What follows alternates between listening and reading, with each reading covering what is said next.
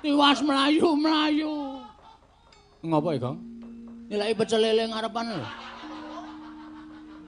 Jupak raimu modar. Iki ana masalah. Sing kaya ngene kok malah goleki pecel lele. Kowe ngapa ya mau? Ndara Janaka ilang. Hus! Cangkeme sing apik, Tru, cangkemmu kuwi. Ora ngematke to Ndara Janaka ilang tenan. Dungkuli pustaka Jamus Myang Jimat Lima Sada. Ndara Janaka ora prayitna. Nya Arjuna, pusaka Tampanana. Kuwi sing ngomong sapa? Prabu Karna. Kok kaya Kresna? Nya Janaka, iki pustaka Tampanana. Kuwi sing ngomong sapa? Prabu Karna. Kok kaya Andrasedewa? Aku iki telu kuwi padha kabeh. Ndara Karna ngungkuli Ndara Janaka pustaka Jamus Lima Sada. Ndara Janaka ilang, Gong, piye, Gong?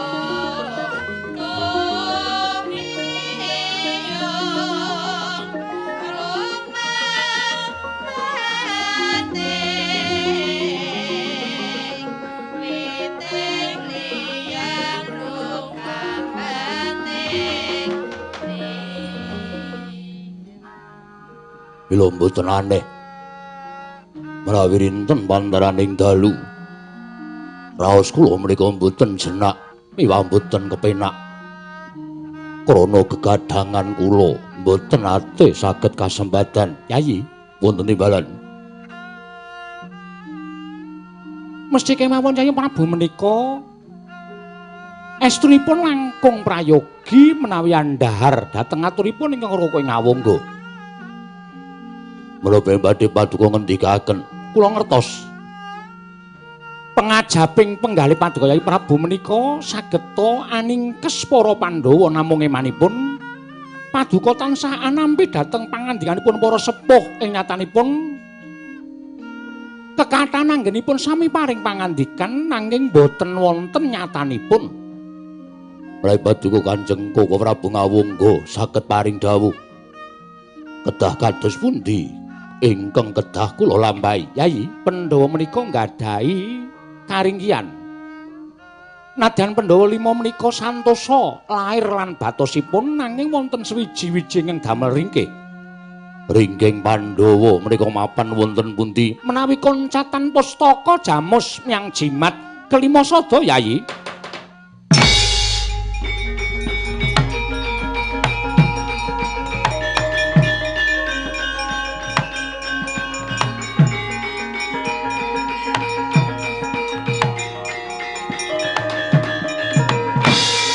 Kakang Prabu Karna wonten timbalan bebasanipun jengandika Kakang Prabu Karna saged paring pangandikan nanging kula suwun ugi saged amungkasi karya tegesipun menawi jengandika saged paring dawuh bilih Pandhawa menika kringgihanipun mapan wonten ing pustaka Jamus Kelima Sada srananipun kedah saged angrebat pustaka Jamus Kelima Sada menawi paduka sampun saged paring pangandikan borong kasempatan lan botenipun anggen paduka badhe amboyong pustaka Jamus Myang Jimat Kelima Sada ing sapengkarna mawingis-wingis katon lir landheping Trisula muga markata lir kabaranang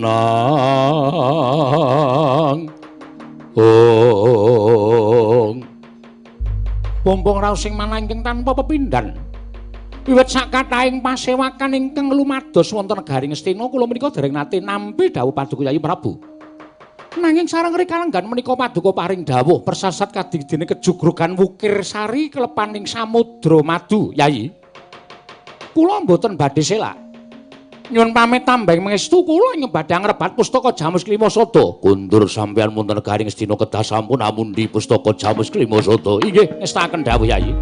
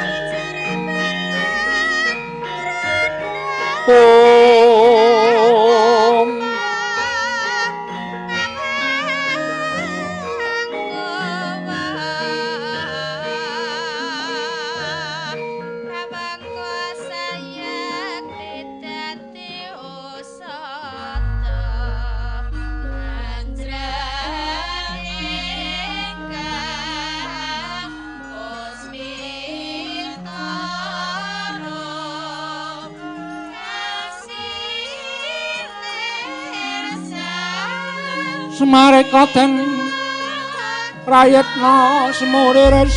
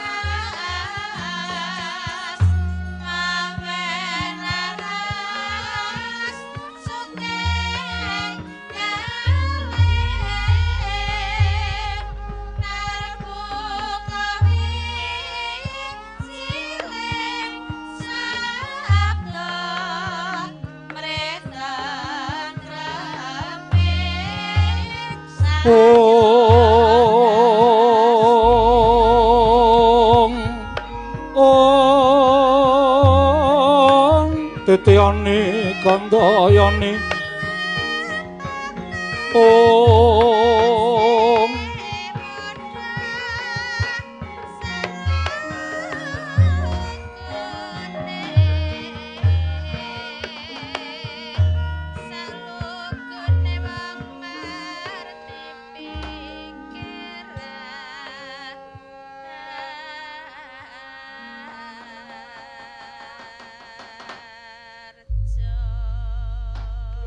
mangya darajating mraja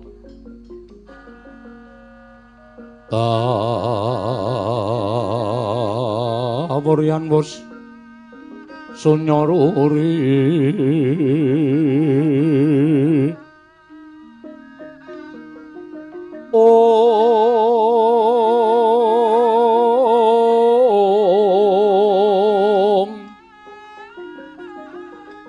Rora mangrehing ukara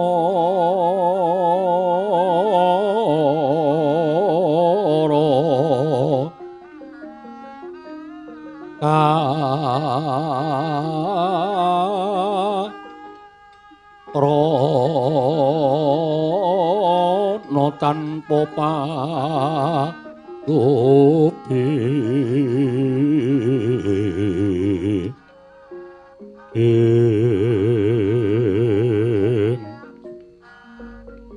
Hatilar silat stuti sujana sarjana kelu Om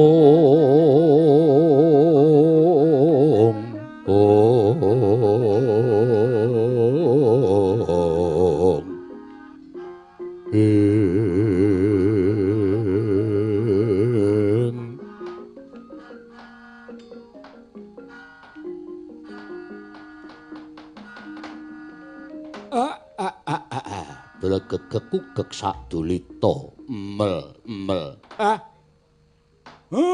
kadidene kejugrugan Wukir Sari kelepaning Samudra Madu dene namung sak sudung kula kemawon lah kok dadi kerawuhan para priyagung mongko ingkang mestinipun sampeyan menika nek butuh karo Semar jer kula menika namung kawula alit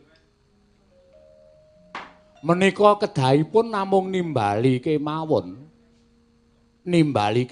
boten kedah rawuh enten Karang Kadempel lah ning niki kok malah kuwalik kula drajating Panakawan lah kok dadi malah kerawuhan para priyagung sinuwun Kresna kula ngaturaken bekti kula kunjuk iya ya Kakang Semar ndak tampa ora liwat pangestuku tampanana Kakang nggih kula tampi dawah sami-sami sinuwun Nduk Puntadewa bekti kula. Iya ya Kakang Nayantaka, ndak tombah karya bombong penggalihku.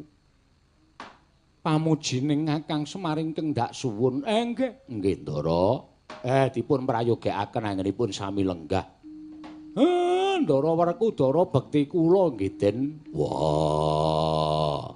Dipol ndak tampa. Prayogakaken anggenipun lenggah. Ya wis ora kurang kepenak.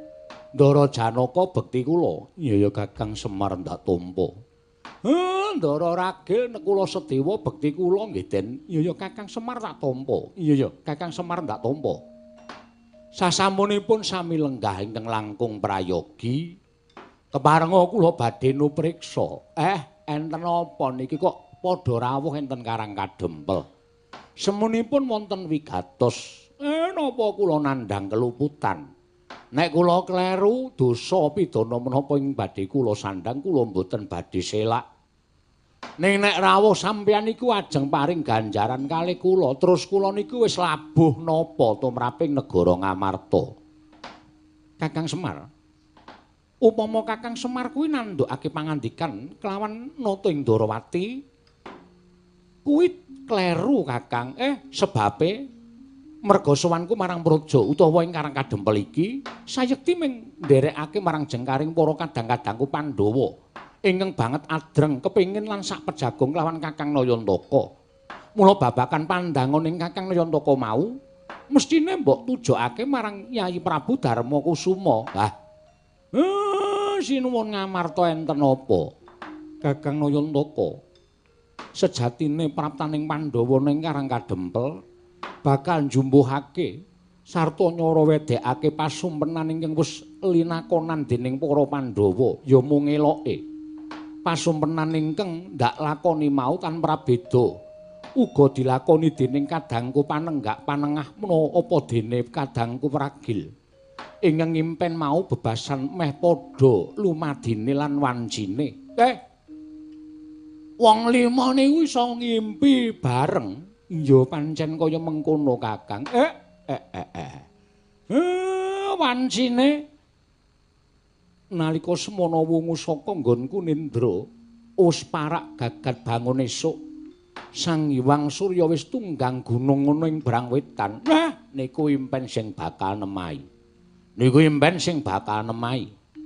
Mergi impen niku kapérang dadi 3. Titiyane gandayane puspa tajem. Sing sok nemahi niku impen sing puspa tajem. Bab niku mboten ajeng kula gancarke. Ning impen sampeyan niku wancine puspa tajem. Semono uga aku uga ngimpi tanpa beda kaya kang dilakoni dening barep kakangku Semar. Kakang Semar semono uga apa ingkang dak lakoni tanpa beda kula ingkang dilampahi dening Kanjeng Koko Prabu Puntadewa. Kakang Semar semono uga aku, Kakang Nayantaka semono uga aku. Impene napa, Ndara? Kakang Semar nalika semono Jawata paring dawuh kelawan Puntadewa yen to titi kelungguhan samengko bakal matedhakake kanugrahan. Nanging durung rampung gone Jawata paring dawuh wekasan mendung peteng ngliputi Praja Ngamarta. Saka bingung nggone ingsun ngrasake kahanan negara Ngamarta ingkang persasat ketaman Begawa tumuli metu saka ing kedaton. Nanging kaya wis weruh kadangku papat nitih kreta. Tumuli aku sumusul kalawan kadangku papat Werkudara Janaka lan kembar uga nitih kreta. Nanging dumadakan kreta ingkang tanpa kinusiran mau ngeblas kaya playuning jemparing wekasan ilang musna. Tumuli guragapan nggonku laku Nindra tangi saka nggonku Nindra Kakang Nayantaka werdining pasumpenan mau apa Kakang? Piyayi gangsal punden kula nitih kreta. Mongko tanpa kinusiran kreta ngeblas ngantos kaya lampahing jemparing. Nun sewu lho. Niki nek kula merdhekke napa kinten-kinten mboten damel sakit penggalipun Sinuwun Ndarawati merga Sinuwun Kresna menika dados pepayunging Pandhawa. Sinuwun Ndarawati menika dados pujangganing Pandhawa.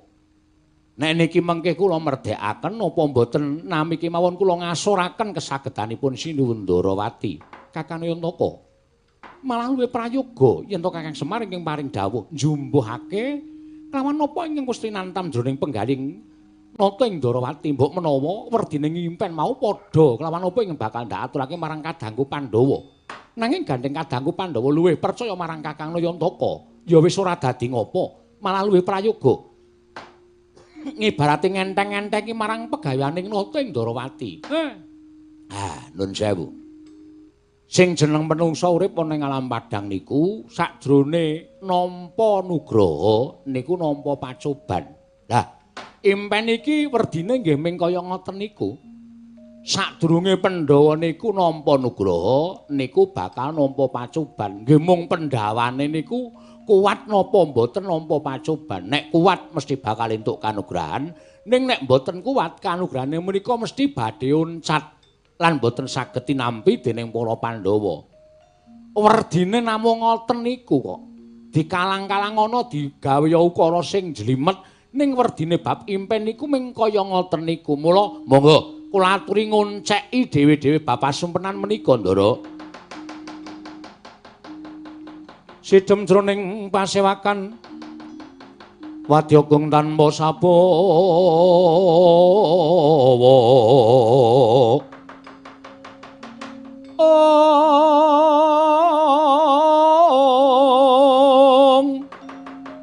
kapraban dening Sang Nalendra Tama mango nengilir sing duka cipta berbuti mandana raras ing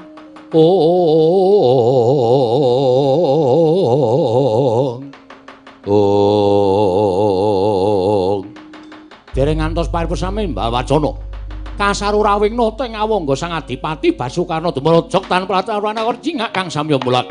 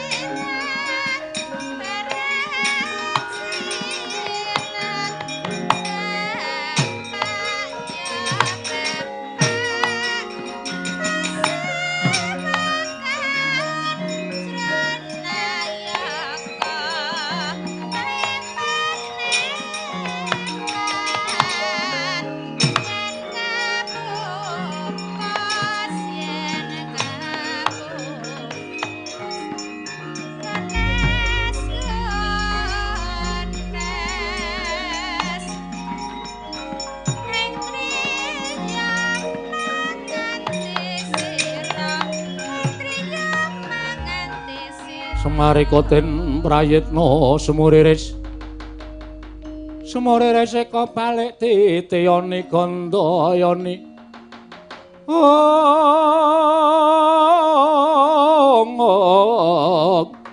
Trisanya purnama sasi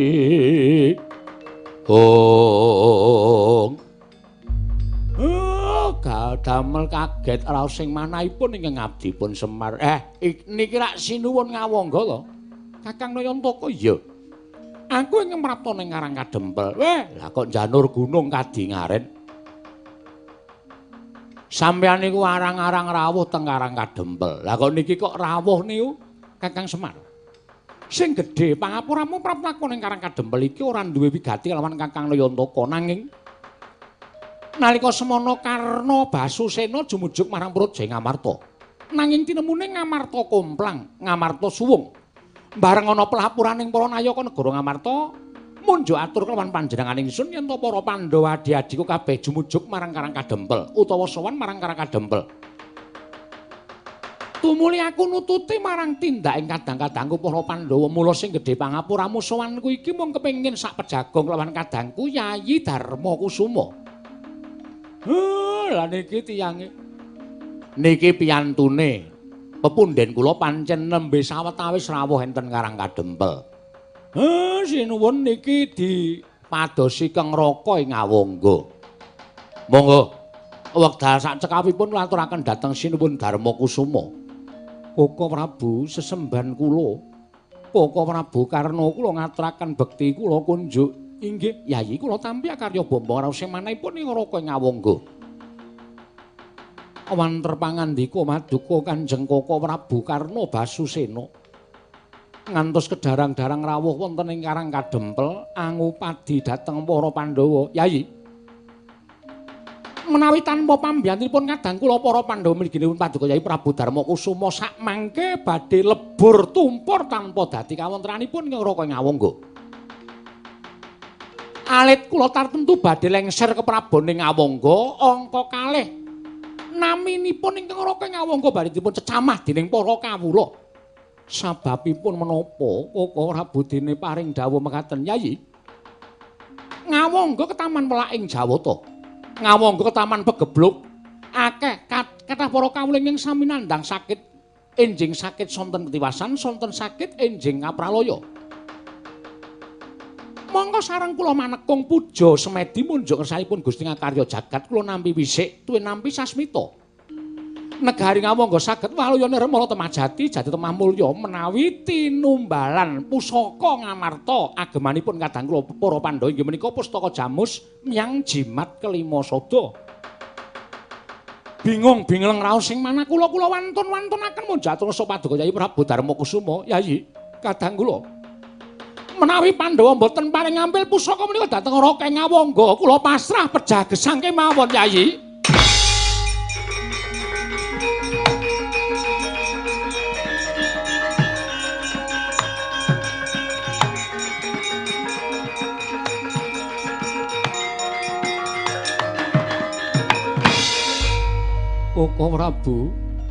Koko Prabu jimat sesemban kula, Koko Prabu pengayoman kula.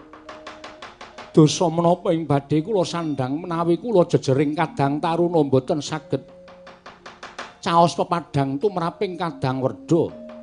Mlengking saking menika Koko Prabu sampun malih wujuding pustaka Jamus Myang Jimat Kelima Sada nadyan gesangipun ingkang raying Ngamarta. Menawi saged maluyakaken praja ing Ngawangga tartemtu badhe kula caosaken. Yayi, tegesipun kula badhe ngaturaken pustaka Jamus Myang Jimat Kelima Sada. Aduh, Yayi Prabu Kakang.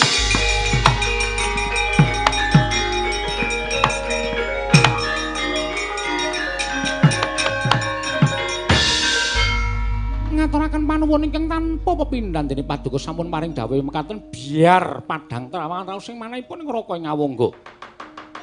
Imbanipun ngadil mamping wanci petek kepapak obor sastra biar padhang trawangan. Matur sembah nuwun Yayi.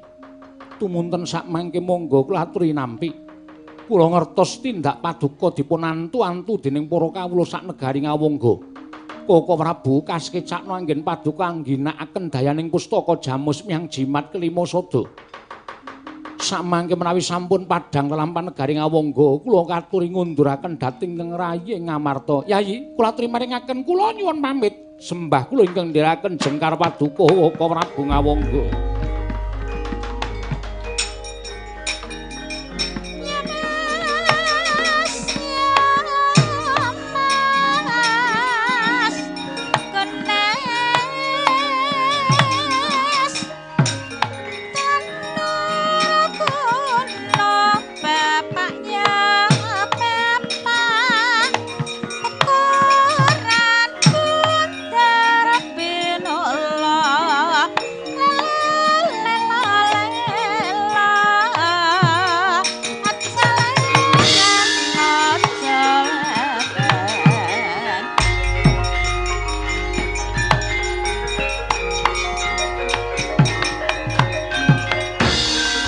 Kresna sinayeng manggelung mintonaken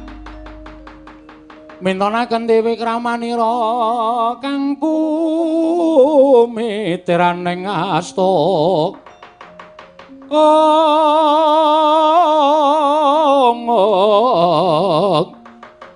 kang kumitiraning astaning asta Werkudara nggih Mara coba saiki tak takoni Si Adi matur kelawan pun Kakang sing jujur. Yo, aku nggon Blokasuta. Werkudara kuwi watake yen iya ya iya yen ora ya ora. Yen miturut Si Adi rawuh kadangmu ing Ngawangga, Yai Prabu Karna nggone nyuwun ngambil pustaka Jamus Lima Sada mau. Atining Si Adi cocok apa ora? Yen aku matur ora cocok, aku wedi karo mbarep. Aku sing nanggung. Blokasuta wae ora cocok. Lire. Pustaka Jamus Lima Sada kuwi panguripaning para Pandhawa. Rasa cubriyaku rawan Karna kakangku ngelingi yen to Karna kuwi dadi mata pitayaning para sata Kurawa ya bener kae sedulur tunggal wadah karo Pandhawa. Nanging uripe marang negara ing Ngastina, mula kuwatir yen to apa kang dingendikake dening Karna mau ming atur ujar lelamisan sing ora ana nyatane. Arjuna, kula wonten maring adhawu. Yen pancen Si Adi darbi atur matura, Koko Prabu mboten nami arep-arep pisang nanging menapa ing dados pangendikaanipun Kakang Mas Jodipati menika jumbuh kalian manah kula. Tegese Si Adi ya ora mathuk mekaten. Nek kula sedewa, wonten dawuh, wonten dawuh. Yen miturut Si Adi piye? Sami kalian Kakang Mas Jodipati, sami kalian Kakang Mas Madukara. Yen ngono perangane mung siji ingkang sarujuk ngaturake pustaka Jamus Miang Jimat Lima Sada. Dene papat Pandhawa. Papat cacahe mau ora mathuk lan ora gathuk yen to pustaka Jamus Lima Sada uwal saka tanganing para Pandhawa. Yo, mula aja ming meneng wae. Sing nggawa pustaka kae oyakan Werkudara.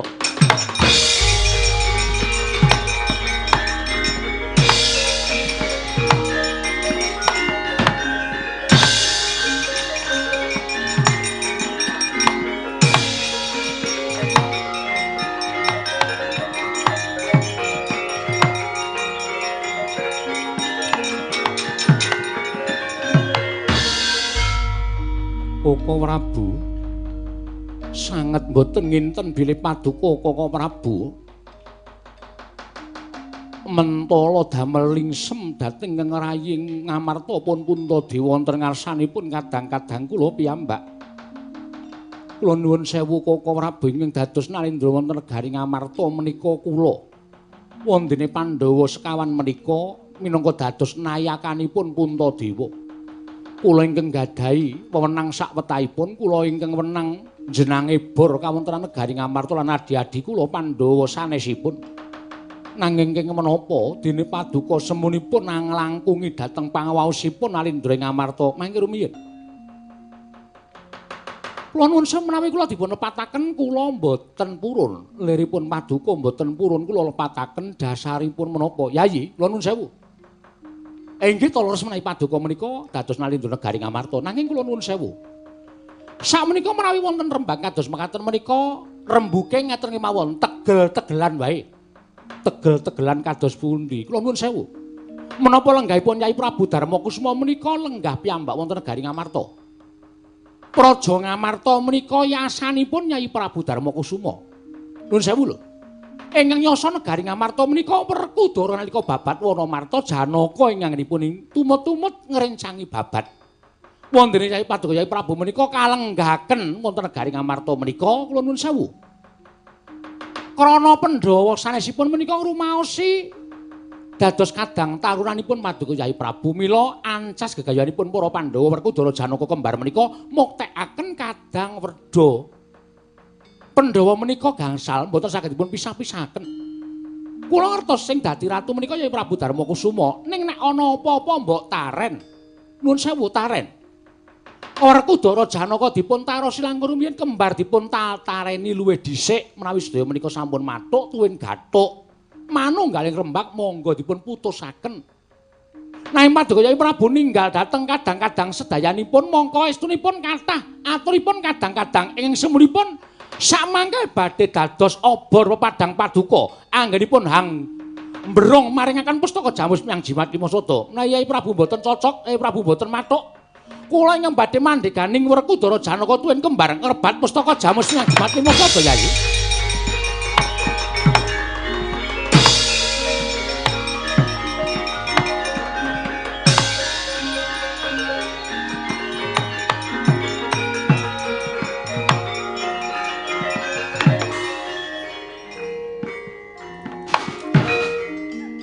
Ngisruh-ngisruhi.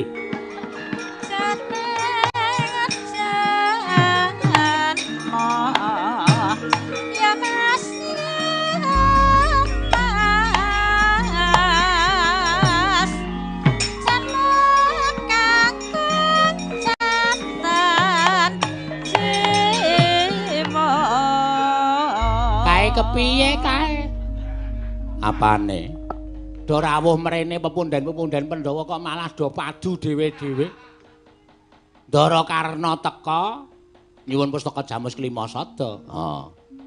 Jarene ngawangka Taman Pegebluk sinuwun Puntadewa maringake Ndara Werkudara Ndara Janaka Ndara Nekulasdewa dipandhegani sinuwun Ndarawati nanting atine mongko do ora cocok brubut-brubut. Sinuwun Puntadewa terus ajake rada duka ya, Tru. Ora trima karo Sinuwun Ndarawati. Ning Sinuwun Ndarawati iki ya piyai cerdas, nalindra pinter, mula pengendikane ya sarwana nyatane. Brubun nek pancen Kyai Prabu mboten purun mandhegani para kadang ngrebat pustaka Jamus Klimasada, kula ingkang badhe mandhegani mlayu. Bagong kok ora nyuwara, Gong? Aku ket mau nguthak-uthek mengentuk tempe terus e. Iwake do disaring. Mbok omongan ki sing apik. Aku ora fokus iki mau, Pak. Rek ae iki kari dhewe bol dintekke to. Wah, jan. Do mentolo tenan. Wanen Bagong ki mesti kene rembugane dedher kok kono mikir liyane. Karena aku ki kulino ngono kuwi. Nek miturut kowe piye, Gong? Kae mau sing bener sing sapa? Wah, nek kae mau sing salah sing nyabrang, Tru. Nyabrang dengkulmu mlocot kowe. Ah sing ngendi to? Nang ngarepan mau to? Udu. Rembugan iki mau lho. Oh, Sinuwun Kresna karo nganu to? Sapa? Ndara Werkudara barangmu? Heeh. Wah, ngene ya. Tak jelaske. Prabu Karna kuwi nuwun sewu. Arep padha-padha tunggal wadah karo para Pandhawa. Tunggal wadah iki tegese padha-padha dikandhut dening Dewi Kuntilicit. Nek krungu Pandhawa sudah pecah sirahmu. Dewi Kunti. Ning Prabu Karna ki wis tau tate sumpah prasetya ngabekti karo Prabu Duryudana. Aku ya rada curiga. Begitu apa? Nalika Prabu Puntadewa maringake pustaka Jamus Klimasada, aku wis ora cocok. Aku arep nggondeli ning aku ki apa to? Aku ora mung derajat apa jenenge Panakawan. Mula aku mah nek kon melu-melu perkara ngene. Mula aku terus meneng wae. Aku terus mikir jangan sing mengkari tempe mau. Oh iya. Isa uga lho kae upamane Prabu Karna ki diutus ndara Sinuwun Duryudana terus apa jenenge? Sinuwun Duryudana ki ngutus Prabu Karna ngerti nek sedulure Pandhawa terus kon ngrebut pustaka Jamus Klimasada. Terus Prabu Karna budal. Aku sing marahi aku sok rada ora patiya. Nah, menurutku Prabu Karna iki nuwun sewu mesti meng dikongkon karo Prabu Duryudana. Ya ta ya? Aku ya ngerti ngono kuwi. Kowe kok lunga ta, Tru? Bagong ki anggere omong ki matane saya merem. Kae engko rak sik dirembuk rak aneh-aneh. Paling enak nek sate iki jalan Solo, Cak. Wah, bajigur iki dadi tinggal ngono iki. Makler aku. Terus diawas-awasi ngono nek Ndara Puntadewa ora trima karo Ndara Kresna. Sing kuwi gati Pustaka James Klimasada kudu bali. Ha ya rene kowe. Heeh.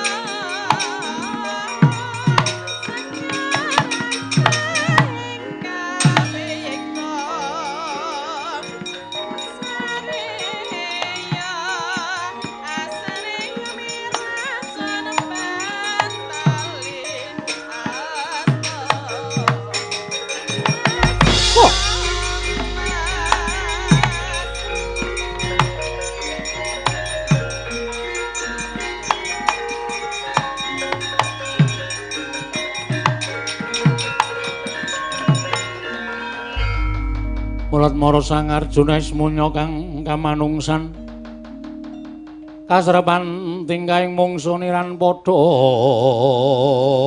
kadang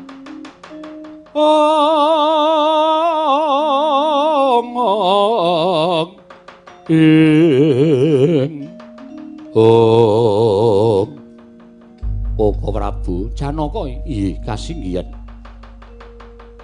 nungka lawan tindakipun kakang nganti kaget aku mbok endhek lakuku Arjuna lunten maring adhawu eneng apa Koko Prabu ngambali dhateng panjenenganipun Koko Prabu Darma Kusuma prasaja kemawon menawi paduka Kanjeng Koko Prabu menika badhe amboyong pustaka Jamus Klimasada manahipun ingkang raying Madukara kula nuwun sewu Radyawel kok sik to sebabe apa kok si Adi matur kaya mangkono kula nuwun mapunten.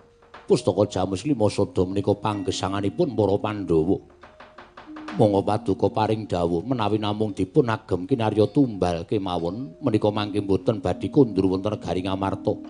Pustaka badhe ical musna tanpa lari.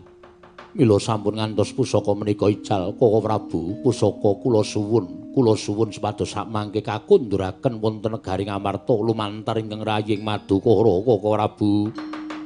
Kagiatrisan kapirang rinangkul kinempit-kempit dosang reknaning bawana ya si tukang walang ati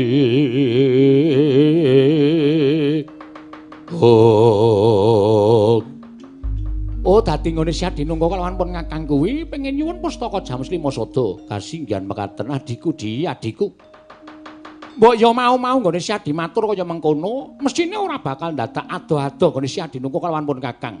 Ngene. Aku nyuwun ngambil pusaka kuwi ora njiyat sarta ora meksa marang panjenengan Prabu Darma Kusuma. Dadi yen to Pandhawa ingkang diwakili dening Yayi Prabu Puntadewa maringake pustaka Jamus Klimasada marang pun Kakang ewadene adi-adine ora nglilakake. Ora apa-apa Yayi. Matur sembah nuwun lan pepindhan. Yen ngono si Adi bakal nyuwun pustaka Jamus Klimasada, Koko Prabu kula aturmaken. Nyo Tampanana gawanen bali negara Ngamarta. Upama aku ora entuk pustaka Jamus Klimasada kuwi jejer Narpati Basukarna kuwi wis ngantepi minangka dadi Nalindra Ngawangga. Upama aku ora iso mboyong pustaka Jamus Klimasada, aku kudu lebur tumpur tanpa dadi merga nyawang kanan negara Ngawangga. Rusak jenengku merga dicecamah dening kawula Ngawangga. Aku ikhlas. Kuwi tanggung jawabku Janaka Tampanana pustaka Jamus Klimasada.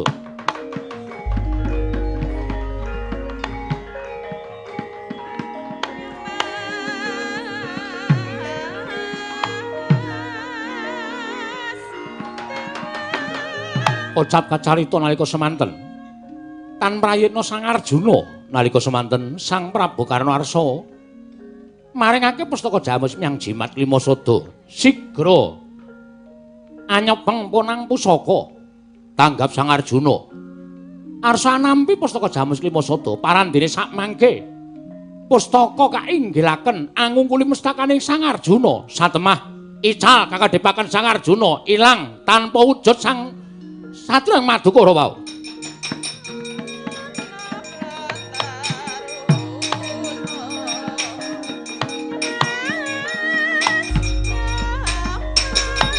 Mati kowe Janaka.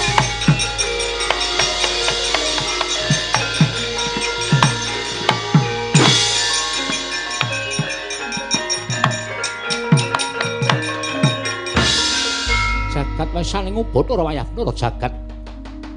Ngelingi yen to besok tumamak ing Bratayuda kuwi siadi kang minangka dadi mungsuh ing pun Kakang. Nanging gandeng ana kalodhangan ingkang kaya mengkene tak sirnake sisan. Kowe kungkulan pusakamu dhewe pusakaning para Pandhawa ical, ilang, musna. Mbuh menyang endi paran papan dununge. Aja ngantone ing padha weruh. Janaka ilang tak gelak lakune bali nang negara Ngawangga.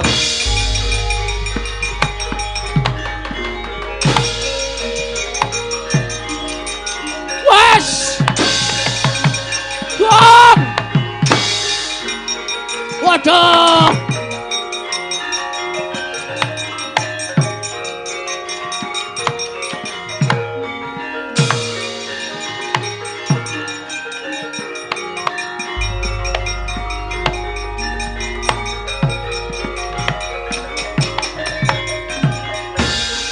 Ngaturaken ketiwasan Ndara.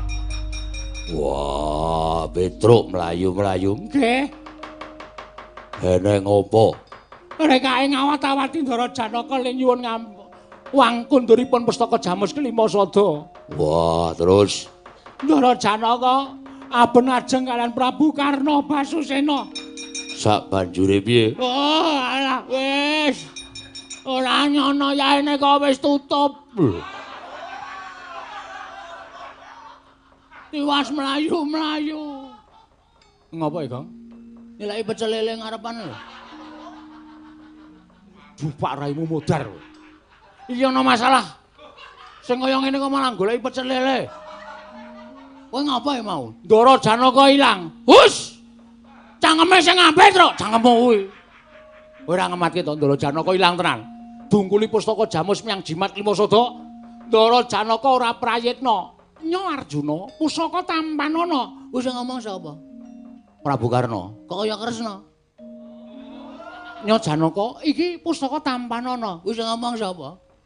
Prabu Karna. Kok kaya Ndrasdewa. Aku iki telu kuwi padha kabeh.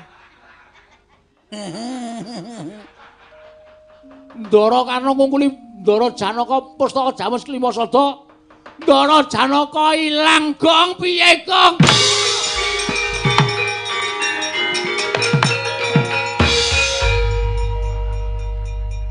Aku kok ya ora apal karo watake Ndara Werkudara to. Kudune aku le matur ki madhep rono. Aku omong karo kowe. Lek ku ngomongke Ndara Janaka ilang, Ndara Werkudara tanpa nganggo diapa-apa. Yes. Kowe salahe sok ngono kuwi ya. Kowe iki ngapa ya? Kowe iki ngapa kowe iki? Melu ngantel. Ngantel dongkul macan. Ben ngati-ati Ndara ngatos-atos lho Den nek diapusi kali kaya ingkang rayi.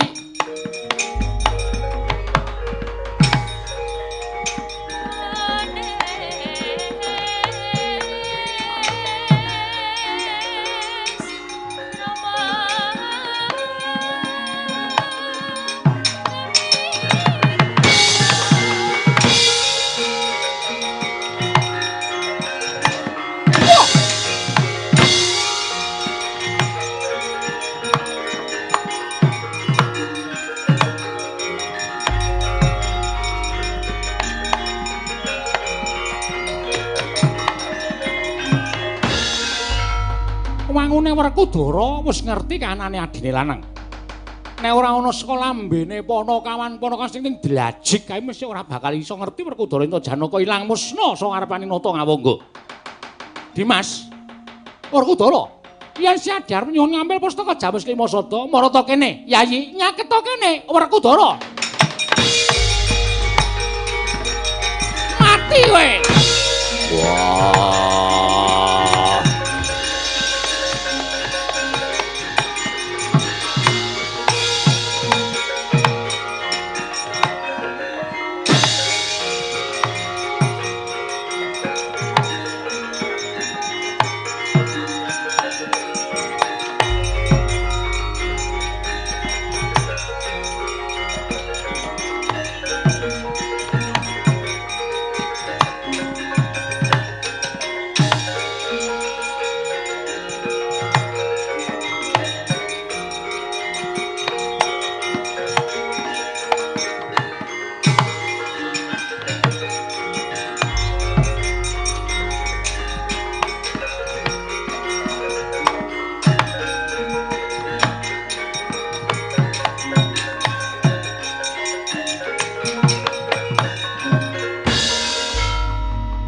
Kula sedewa inggih kula Prabu inggih kula Prabu kula sumerep Kakang Mas Madukara tuwin Kakang Mas Jodipati ical musna mboten dipun mangertosi wonten pundi papan durungipun Koko Prabu sampun ngantos kula namung gesang piyambakan wonten ing Madyapada upami Paduka Kanjeng Koko Prabu Ngawangga menika sampun mentala dhateng rayi-rayi Paduka para Pandhawa kula aturi nyusulaken ingkang rayipun kula sedewa dhateng kawontenanipun kadang kula inggih menika pun Kakang Mas Arjuna tuwin Kakang Mas Werkudara. Kose to. Yen mesine kowe kuwi satriya, kowe kuwi duwe kekuatan. Aja nglumpruk.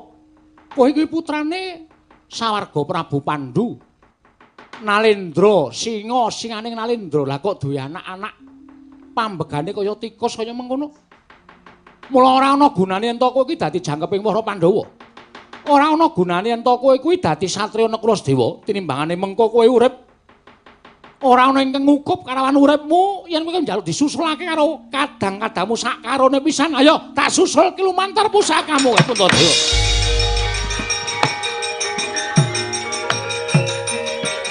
Aduh mati.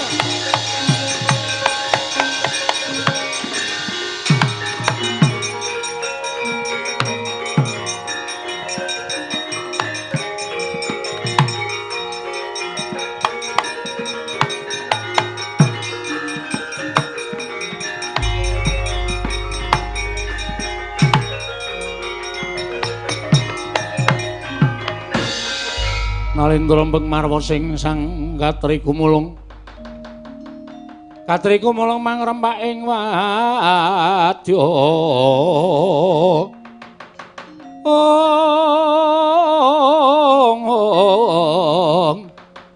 Magiri reh ora nanggana magawe gelarira wang-wang. Koko Prabu. Sareng kula manah-manah tuwin kula limbang-limbang. Jebul menapa ing kula aturaken Paduka Kanjeng Koko Prabu menika margi kasurung raos welas ingkang saknyatanipun tanpa panglimbang tuwin pametang ingkang langkung ganep. Mila sareng kula petang-petang menapa ing sampun kula aturaken dhateng Paduka Kanjeng Koko Prabu menika pinanggihipun tumindak ingkang lepat. Krana kula mboten tetarusan kan para kadang. Mlengking saking menika Koko Prabu anggenipun Puntadewa menika sumusul dhateng jengandika Kanjeng Koko Prabu Karna ing Ngawangga kepareng suka lilaning penggalih angunduraken wujuding pustaka Jamus Miang Jimat kelima sada. Yayi menawi mekaten tetel kanalindranipun Paduka Prabu Darmakusuma lajeng wonten pundi dunungipun sabda Brahmana Raja.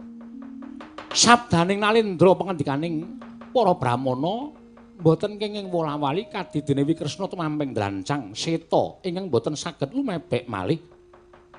Monggo Paduka sampun paring pangandikan bilih badhe maringaken pustaka Jamus Miang Jimat lima sada dhateng Raka ing Ngawangga.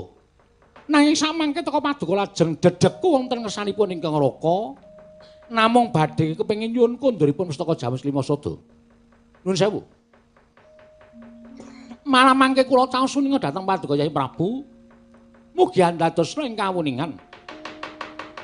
Bilih kadang Paduka inggih menika pun Werkudara Janaka tuwin kembar.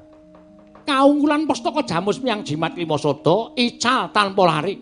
Mboten dipun mangertosi wonten pundi papandhenipun menapa tasih gesang menapa sampun pejah. Yayi Darma Kusuma.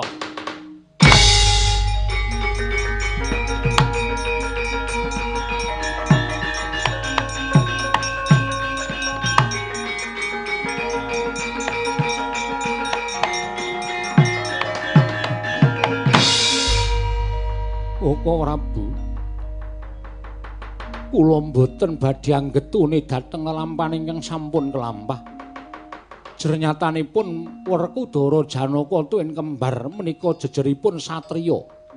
Menika sampun satrepipun menawi jejering satriya kedah gugur wonten ing madyaning pabaratan.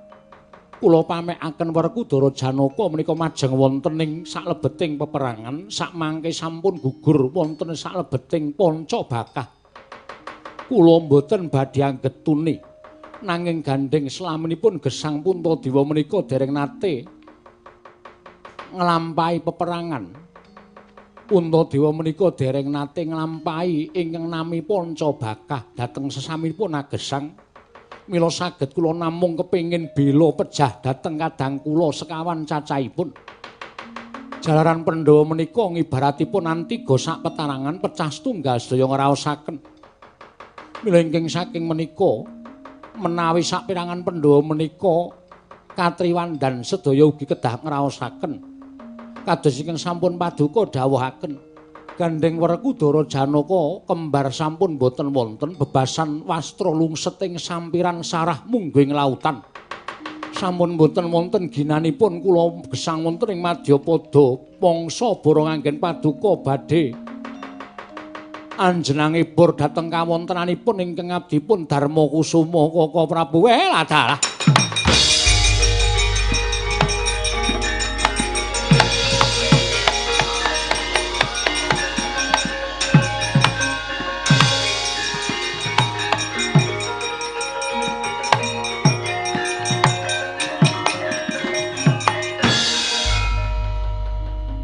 Pandhawa 5 tumpes ora bakal iso dikukup dening Narpati Ngawangga. Yayi Duryudana.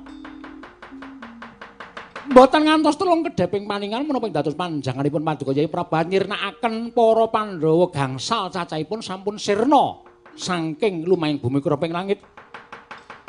Namo mengkatena kula nyuwun dhateng Palilah Paduka Kyai Prabu, pusaka Jamus Lima Sada tetep dados gaduhanipun ing Raka ing Ngawangga.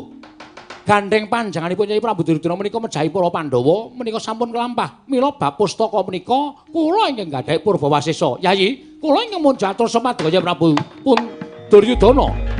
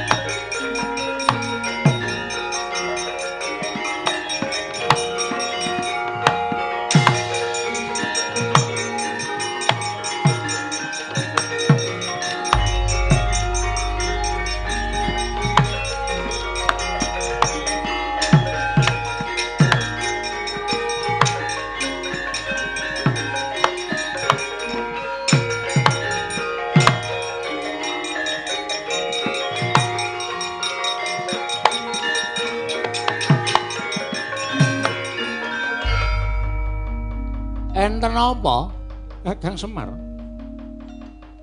Mbok menawa iki dadi pepestining sing gawe jagat mung tekan semene kahananing para Pandhawa. Nek omong niku mbok ampun celap-celup. Sampeyan niku Nalendra lho, ampun waton paring pangandikan. Ratu dasare Titis Wisnu nek ngendika mengke nek enten nyatane pripun? Nggih Gus ngatos-atos nek ngendika niku. Ora waton paring pangandikan kok jenengan ngendikake nek Pandhawa mung tekan semene kahanan iki njur nek Pandhawa mboten wonten terus kula ajeng melu sinten? Engko reng engko, Linangis engko. Iya. Ampun sembrono nek ngendika. Nganggo tatanan nek omong iki. Ora mung sapenake dhewe ora. Panjenengan menika Nalendra lho. Panjenengan. Sapa, Gong? Panjenengan. Nalendra Sinuwun Prabu Sri Bathara Kresna, Titis Bathara Wisnu. Prabu Kresna ni pujangganing para Pandhawa. Upama ta Pandhawa niku enten apa-napa, sampeyan sing kudu tanggung jawab. Lah ya kuwi, endi? Lho. Lah ya kuwi tegese ya kuwi omongane sing bener ngono kuwi. Ngono kuwi. Ora kok terus ming Kakang Semar iki pungkasaning para Pandhawa. Ampun sembrono kaya ngoten niku. Ngelingi. Nalika wonten Karang Kadempel wonten Pandhawa wau pun paring dawuh nek Pandhawa niku entuk sasmita arepe entuk wahyu. Ning ana godane. Semar ya wis paring dawuh. Apa-apa kanugrahan iki kudu nganggo godha sik. Nek godane kuat, kanugrahane bakal cepak. Nek godane ora kuat, kanugrahane bakal minggat. Mbok menawa iki dadi godane tumraping Pandhawa, ming Pandhawa iso nglakoni pagoda menika mboten. Apa? Pagoda. Iso nglakoni godha iki wae ngono. Godha iki wae. Nah. Nek Pandhawa iso nglakoni godha niki kanthi tuntas, nugrahane cerak. Nek Pandhawa ora iso nglakoni godha niki kanthi paripurna, kanthi ikhlas, ya nugrahane ya bakal minggat. Ngono lho omongane Semar digatekke ora. Mau mendana ngapa? Iki Sinuwun Darawati lho. Kok tau nekke mendana. Aku ya ndek sandangan Kresna ya. Kanggone aja. Dinggo-dinggo ora. Kresnane apik aku karo aku. Lemu gawe gedhe kapan ya? Ayo pas lockdown wingi. Jahit-jahit nang omah. Lah terus pripun, Kakang? Aku njaluk senjata pitulung. Upama to aku dhewe ora bakal iso ngrampungi pakaryan iki. Mula aku nyuwun tulung marang Kakang Semar. Pandhawa kaungkulan pustaka Jamus Lima Sada ilang kabeh klebu Yai Prabu Puntadewa uga ilang. Aku nyuwun marang Kakang Nayantaka ngupadya menyang endi dununging para Pandhawa. Wong tuwa kon ketayalan. Kula tak goleki Pandhawa. Ning sampean ngopeni anak kula. Cocok. Wis. Urip iki, Tru. Iya.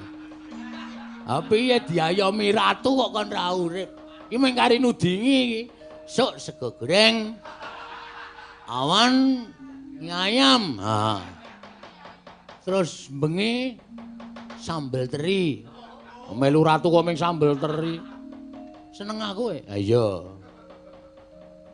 Kakang Semar lunga goleki Pandhawa, aku ngayomi anak-anakmu. Nggih, ben adil. Pripun? Nek mboten ngoten ndak mboten adil. Nggih, purun nggih. Ya wis ora apa-apa. Ning nek do ngeyel aku emoh lho. Nala garing aja njaluk werna-werna. Petruk aja njaluk werna-werna. Nek aku guru garing ki iso dilikke. Iki lho Pak sing glelengi ra jamak-jamak iki lho. Iki mesti diayomi Ndara Kresna terus panjaluke endi sing sandale njaluk ganti. Endi sing sarunge njaluk ganti. Melu ratu iya ning ora njur le njaluk ki sak penake dhewe. Ratu wae nek mangsa kaya ngene iki ya tekor tenan ora. Suwe banget ora ngresna. Sapa kae? Ketok tak totok gundulmu lho kowe. Karo ratu kok muni kae ora. Sampeyan ora pun mengkene sampeyan nggugu omongane anak-anak kula niki mboten rampung. Lah terus kula tak lunga. Kula tak ngatas kelawan dewa. Ngono Kakang nggih. Sampeyan mang nunggoni anak-anak kula ndak ting dilaji ora karo-karuan nganti karo ngenteni baline Semar. Oh iya, iya, ngestokke dawuh Kakang. Ah, syukur. Anu, Pak, kon omong Ndara Kresna kon melu gara-gara. Engko kon nembang gubuk asmara. Ora. Ora. Aneh-aneh Gong kowe iki senengane ora. Pun mengke ndak kentekan wektu kula tak ngatas kandur sing ati-ati Kakang to nggih. Petruk nala garing kowe ndang padha netepi kewajiban nggih, Pak.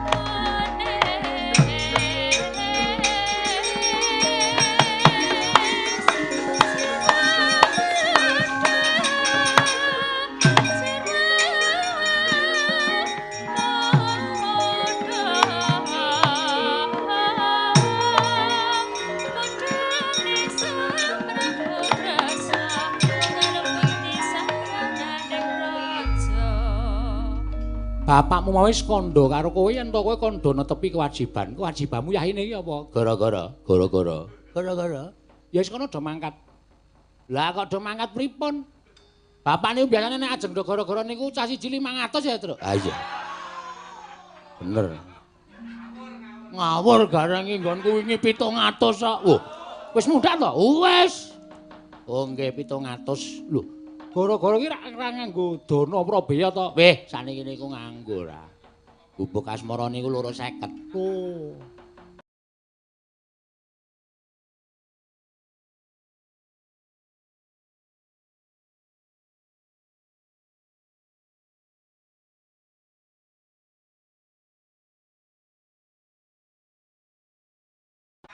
Ngene Bagong kula gawake sisan. Wis, tangane cenene ngang.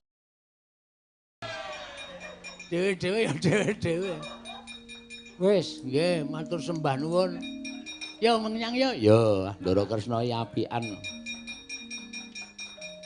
Pas 5, pas 5. Terus, Ana aku mung 3 ae, Truk. Kenapa pirang lembar ini? Anu, 5 lembar. Padha, 5 lembar. Ah saora-orane rol gara-gara iki aku karo kowe kok ya iya. Sing iso nembang iki tetep ganep. Saorane aku nek kon nembang uler kambang ya tatas. Petruk kon nembang rujak jeruk ya tatas. Lah kae misane ming apa? Tembang ora ana artine ya ming 300. Ora nganggo aku. Wis nganggo aku. Aku bali. Ora apa-apa ora nganggo aku. Ning nek nganti ana masyarakat protes, kok Bagong ora ana, tanggulangi sendiri. Ya nggon aku rungone Petruk tak tambahke kowe le, men cukup. Ya kene saiki ora engko-engko. Ya engko nek rampung gara-gara lali. Aja kok duit rek we lali kowe. Ya. Ya wis kono do mangkat aja kokehan gunem tanpa guna nggih. Ngestake dawuh Ndara. Ya sing ati-ati pono kae nggih.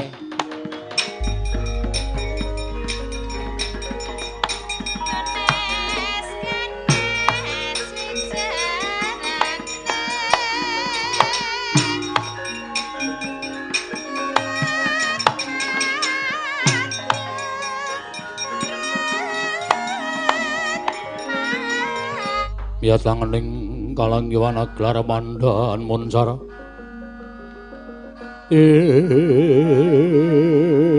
non lir kekonang surem sorotetan madang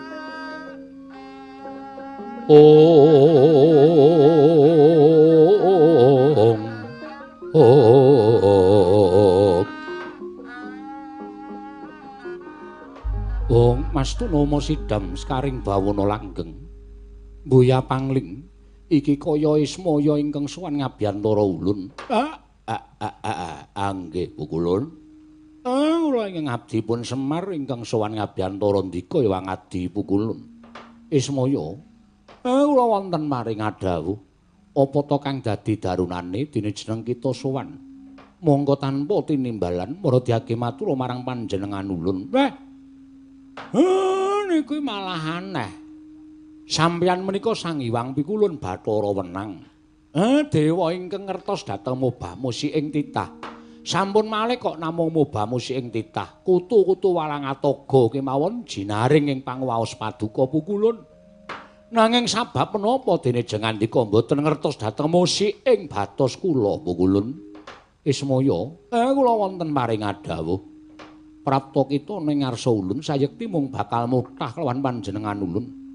Babakan nggon kita bakal nyuwun priksa kelawan panjenengan ulun menyang endi ilanging para Pandhawa disababake saka kekuataning pustaka Jamus Myang Jimat kelima Sada.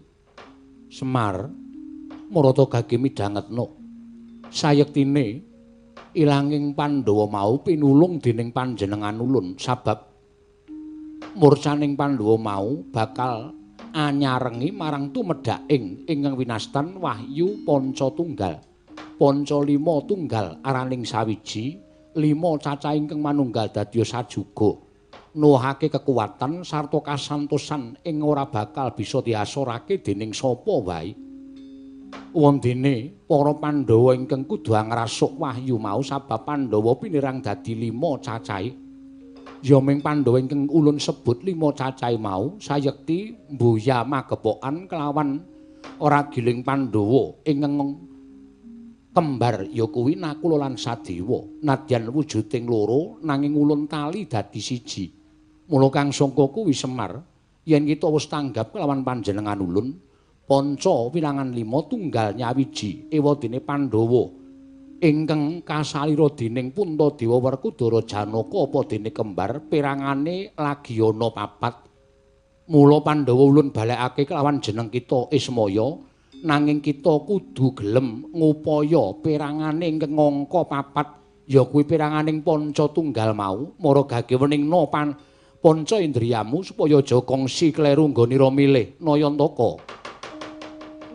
Semareka den prayetna samure reseka balik titiyani gandayani trisulya purnama sasi gilar-gilaran ing tengah latar milang lintang Bima Sekti nek ngoten monggo kula laturi maringaken Wahyu Pancatunggal dhateng abdipun Semar Badranaya. Wahyu Pancatunggal ingkang pirangane kurang sawiji kita ingkang wajib angupaya marta gage wis padakna Nayantaka munggo iki wujuding Wahyu Pancatunggal ingkang bakal katampa dening para Pandhawa. Semareka den prayetna semuriris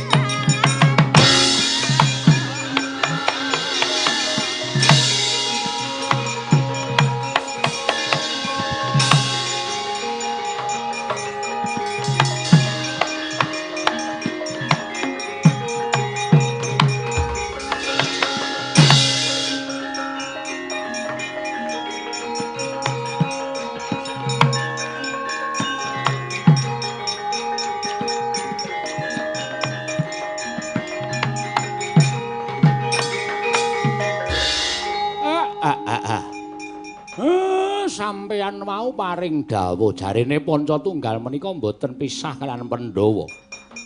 Ndara-ndara kula pinulung dening pukulun Sang Hyang Sang Hyang Padawenang. Lah bareng sampeyan paring dawuh kok niki wujudipun lintang, wujudipun rantai mas.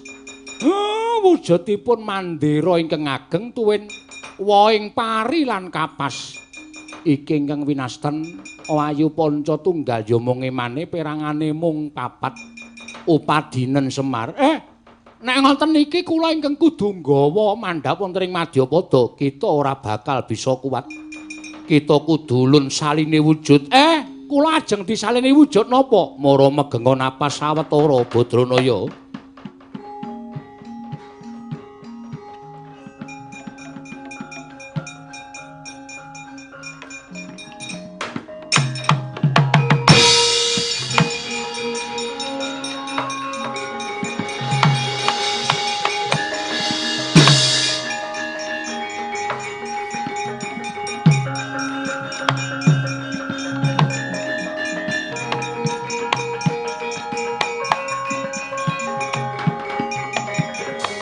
Bumi kuncing langit kelap-kelap katon lir kincanging risang mawe gandrung.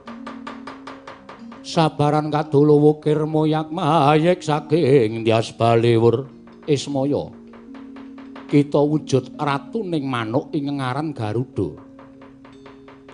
Ibu ulun kepareng paduka kados pundi? Muragake wis padakna sadurunge kita mboyong kelawan piranganing papat ing ngaran wujuding ya kuwi wujuding lintang ingkang dumadi saka kencana rante mas wondene wujuding mandira ingkang gedhe lan woing pari lan kapas satemene kabeh mau minangka dadi ngemu pitutur lintang muno wujuding wong kang tansah ngesti marang kapercayan lan percaya ananing Gusti Kang Maha Nasa ing angka loro wujuding ranté mas mau rasa kamanungsan kang satuhu sayekti wong urip ning alam padang kudu tansah duwe rasa tepa slira marang sewiji-wiji ing angka katelune wujuding mandira gedhe kuwi dadi sarana kekuatan tegese kamanunggalan yen to manunggal nyawiji kadya dene wujuding mandira ingkang kaya mengkono mau bakal angel dirubuhake lan ora bisa dirubuhake dening apa wae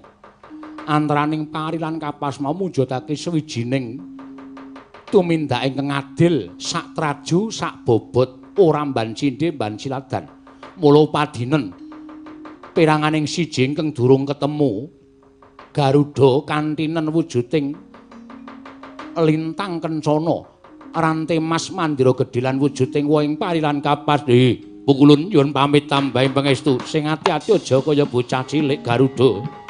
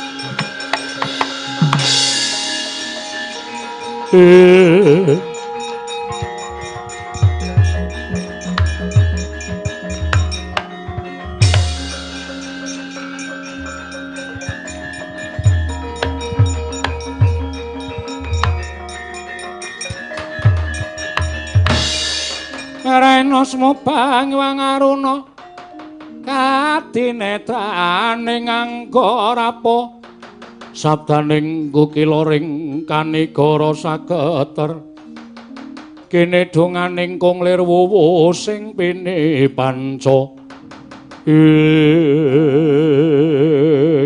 lata jagat dewa Bathara pus kinantenan titipan saka Sang Hyang Pikulun Bathara Wenang tumedhaking wahyu panca tunggal parandene isih kurang sawiji ya aku ngerti kareping Hyang Pikulun Sang Mahardika ora tak golekane menyang endi papan dununge.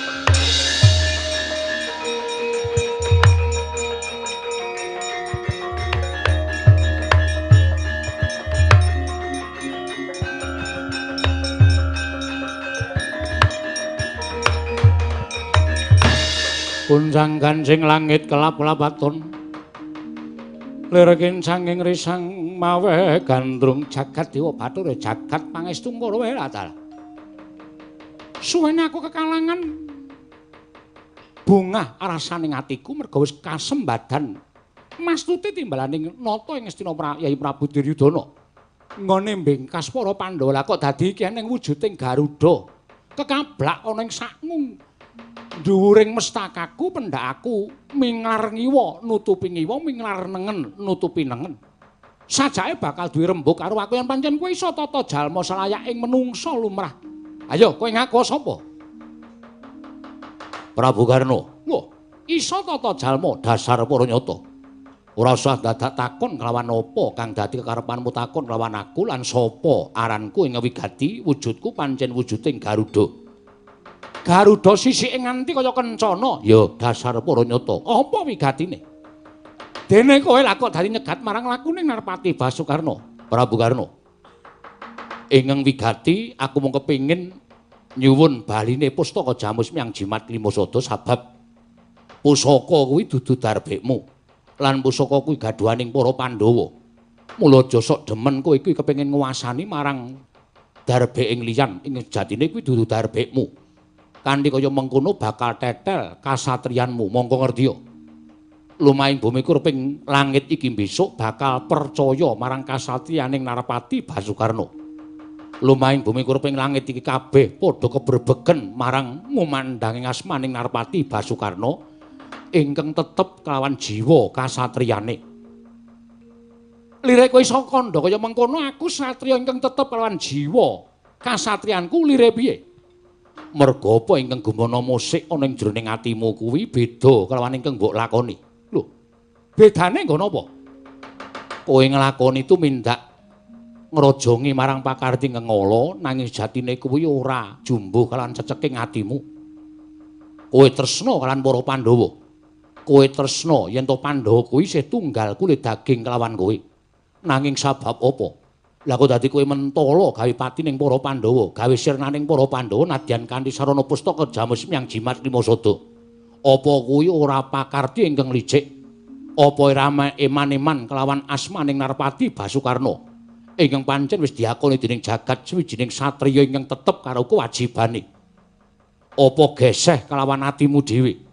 Nggonmu melu marang para Sata Kurawa kuwi sayekti njurung marang lekasing dulur-dulurmu Pandhawa.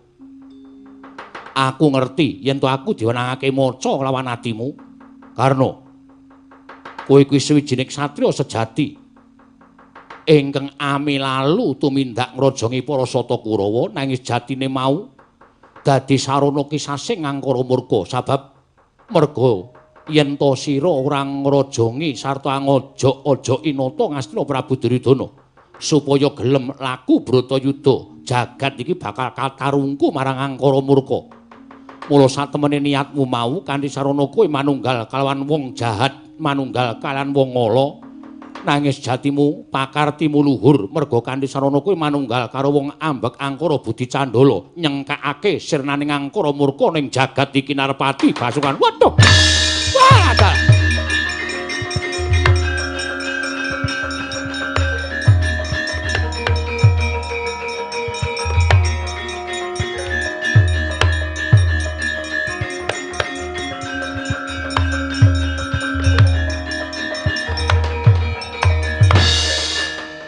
Kunranggan sing langit kelap-lapaton lerkin sanging risang mawe gandrung.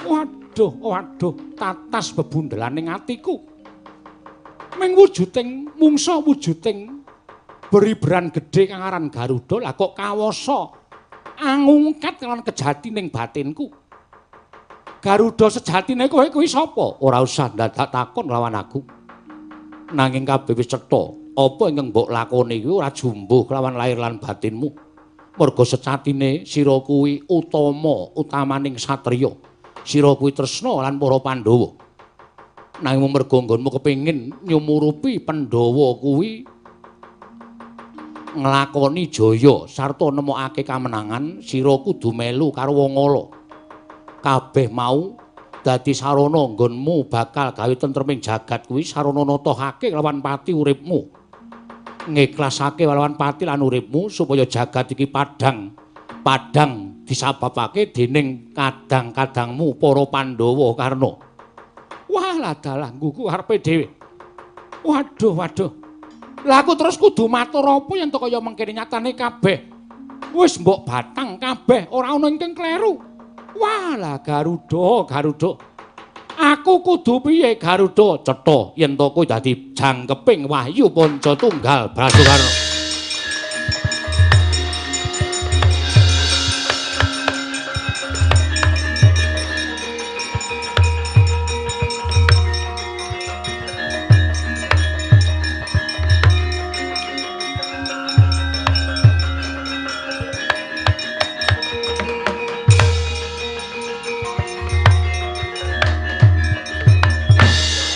Iladara. Lah kok dadi aku wujud kaya mengkene. Andaka. Sipating Andaka kuwi tansah wani marang samu barek. Ora nate wedi marang apa wae. Nadan ketemu Sima Barung, Andaka ora bakal mundur sejangkah. Kanthi kaya mengkono pancen sira pantes minangka dadi jangkeping Wahyu Pancatunggal mara manjing ning dadaning Garuda.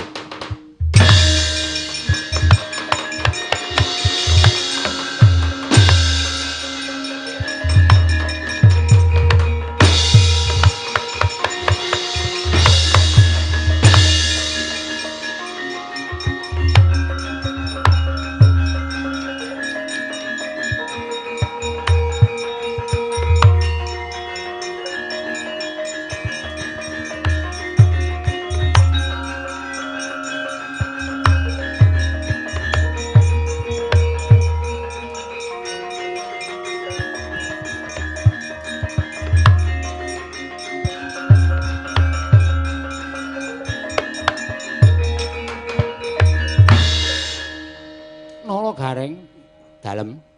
Petro, Nun. Bagong, mbuh. Lho.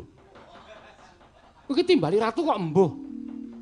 Mau ora jajan-jajan ya. Ayo Ndara Kresna ora sangu. Wah, kok malat-malat ya. Malat-malat dengkulmu ora. Wis aku ora guneman ro Bagong. Atiku saya kuwatir mergo bapakmu kok ora bali-bali. Karena bapakne nek dolan mampir-mampir. Mengke saka kayangan niku mandeg teng Blok M. Lho, napa nang Blok M ora? Kaya ngerti Blok M barang ora. Blok M ngendi? Tulisan M dikandelke di blok. Di blok dengkulmu mlocot ora. Ora tau sapa ngendi-endi kok Blok M. Ayo sing nonton kaya wong Jakarta nek ora ngarani Blok M. Masa aku muni Semar ki mandeg nang pasar Godayan ayo ora dong. Ha iya. Ora kudu disesuaikan ora. Ha iya ya wah jan pinter tenan. Ha niki terus pripun? Napa sampean mboten budidaya ngupaya teng pundi dunungipun Bapak? Nala Gareng pripun? Apa wajibe aku sumusa karo bapakmu ning kayangan? Ha nek panjang ngoten susul mawon ning kayangan kudu mikir. Kayangan iku dhuwur. Sampeyan iso mabur. Lah kula kowe truk Bagong ning kene, tele-tele. Ora apa-apa ditinggal. Ning ya ana. Ayo piye ta? Lah niku nek madang sedina 700. Lho kok apale meng 700. Mau 700 saiki 700. Ha iki wis ra iso munggah iso medhon e. Ha semono kuwi ya. Ha 700 kudu lele bakar mbok mate sak mudare. Truk aku iki wong tuwa ketak kok. Antil mudar ora. Wong tuwa tas-tas. Kuwi tak golek rezeki. Engko nek masuk, ayo ta? Ayo ta? Oke. Lah yen ngono apa aku kudu budal dhewe? Mongko aku dititipi karo kowe nek aku budal dhewe, engko nek kowe ana apa-apa piye? Ha dijak. Lah nek ngejak kowe le mabur piye? Lah niku kudu tok penggale. Kudu tok pikir. Kudu tok petung. Panjenengan nyabda, panjenengan Sang Hyang Bathara Wisnu, Nala Gareng Petruk Bagong. Tak sebda metu suwiwine. Dlang nyeng metu suwiwine mabur ter. Nangan wong Gunung Kidul dipangan kowe. Darani walang. Walang kok gede-gede. Konangan blendis cilaka kowe. Lebokke toples kon jingkrong. Wis ireng kae mongko. Iya lah. Wis mbuh, piye kowe carane mabur ayo mangkat karo aku Nala Gareng.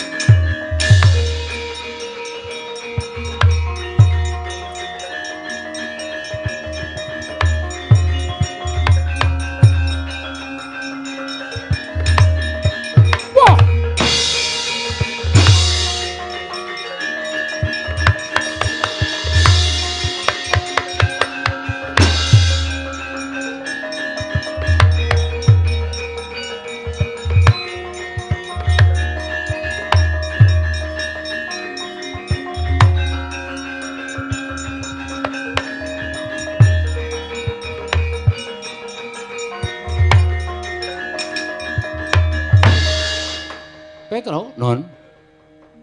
suwen aku kadar ning Dirgantara lah aku ketemu wujuding Garuda, mongko wulune sarwa emas. Ngedapi temen. Wah, Gong, ana Garuda kok wulune saka emas kaya ngono. Wah, mongko ngarepe nganggo tameng. Heeh. Kene gambare iki wangune ora Garuda baen-baen nanging iki mbok menawa Garuda utusaning dewa Petruk. Sajake mbok dipun dangu. Iki sapa? Takon karo aku. Aku Garuda Kencana. Garuda Kencana. Yo, kowe sapa Kresna? Lho. Petruk, Nun. ngerti karo aku. Ah sampean kerep diparani wartawan. Aja mbok nakoni kalih kula. Ayo, Garuda nek pancen kowe ngerti aku sapa? Kowe Panakawan, arane Petruk Kantong Bolong. Wah, ya pinter. Sios. Ngerti ya, Gong? Aku sapa? Kowe Bagong. Tuh. Lho, kok dudu? Kowe sapa? Aku Lasirun. Tukang son. Ora aneh-aneh, Gong. Kowe gak wis meh jam 11 ayo gak apa perlune ora. 12 e, Gong. Hah? 12. Hah? Wis jam 12. Aduh, blandang sak jam. Ora, bare jam 12 kok. Nuwun sewu. Ndara Petruk kalian Ndara Bagong kula suwun kendel rumiyin kula badhe wonten rembakan kalian Garuda menika. Kula suwun kanisaken nggih. Kula suwun kanthi sanget. Kula suwun kendel rumiyin. Nuwun sewu wadhahipun contong dipun kunci rumiyin. Kok wadahe contong piye to iki? Wadahe kacang. Meneng ora?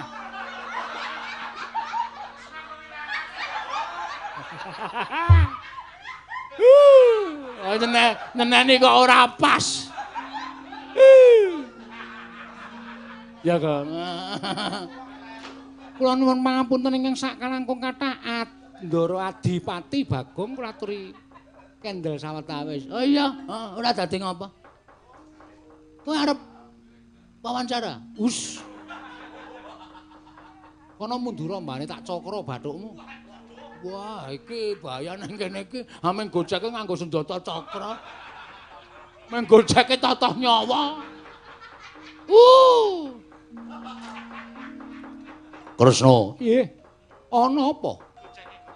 Apa wigatine dene sira nganglang jagat Ngupaya kan para Pandhawa lan apa dene? Ya kuwi mau sing ngomong marang para Pandhawa Semar Badranaya.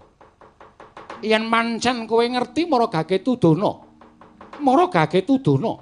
Sabab Semar wis janji yen to bakal madhangake marang para Pandhawa balekake pustaka Jamus Limasada lan gawe srana timbuling para Pandhawa arep nagih karo Semar Badranaya.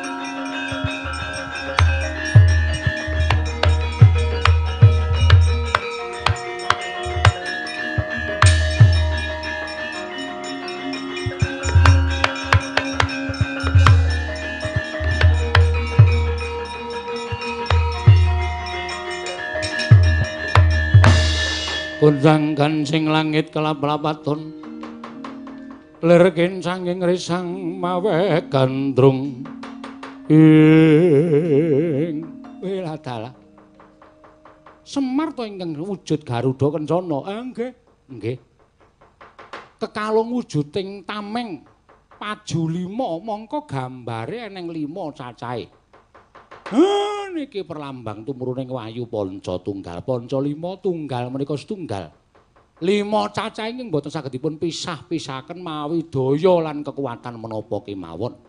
Merga menika sampun dados dasar tumraping negari Ngamarta. Ndara Puntadewa minangka dados perlambang manembah marang panguwasaning dat Kang Werwengdat. Ndara Werkudara dadya perlambang raos kamanungsan blegeripun pancen kados mekaten nanging penggalipun ngrawit kados jejaroting asem. Ndara Werkudara niku agal growal-growal ning tresna asih kan sesampinipun agesang. Iya.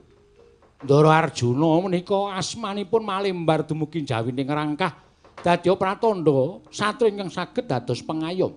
Wonten Ndara Nakula Sedewa menika satriya kembar sagedipun wastani kembar menika sak traju sak bobot tegesipun adil. Wondene Ndara Karna minangka dados jangkepipun menika mujudaken satriya sejati nadyan jatosipun pambeganipun menika luhur batosipun menika sae ning kudu duwe tanggung jawab melu karo wong ala supaya iso dadi sirnane wong sing tumindak ala. Mula nek nyawang Prabu Karna niku aja disawang blegere ning kudu ditintingi penggalihe. Ampun sembrono merga pitataning satriya unusaning titah benjang menika wonten 3. Ing antawisipun setunggal inggih sinuwun Prabu Karna. Kakang Semar mengkono ya. Anu nggih. Supados samangke menika saged kasembadan lan purna kelampanipun menika Pandhawa tetep manunggal dados setunggal. Panca tunggal tetep dados setunggal mboten saged dipun pisahaken dening menapa kemawon dados sarana tentreming jagat sawegung Ndara.